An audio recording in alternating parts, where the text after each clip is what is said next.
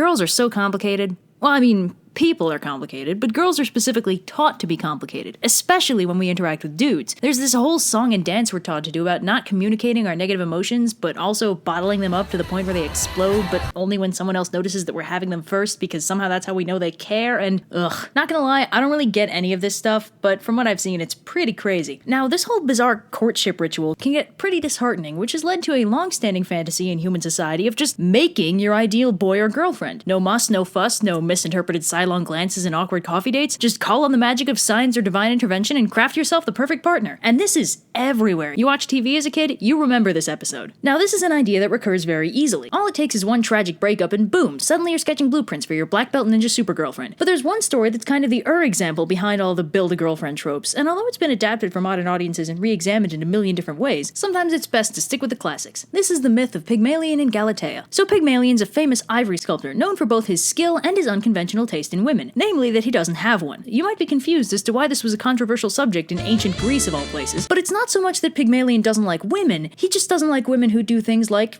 talk and have sex. I don't know how to tell you this, buddy, but we do have a word for that now. Several words, actually. Well, regardless of his thoughts on women, Pygmalion still has a great appreciation for beauty, and deciding that no woman alive could possibly meet his standards, Pygmalion does what he does best, and makes one. Now, this statue is beautiful, but more than beautiful, she's also Pygmalion's literal perfect woman. Gorgeous, quiet, flawless, non-judgmental, incapable of speech, not breathing.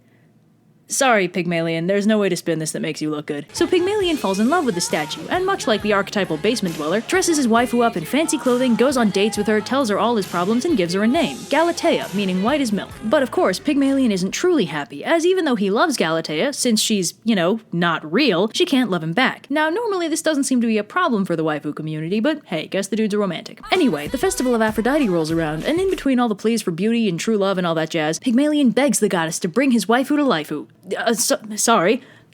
Bring her to life. Aphrodite, always a sucker for a pretty face, deems Galatea fine enough to warrant her efforts and grants Pygmalion's wish, making Galatea into a real woman. So now she can do things like talk and have sex.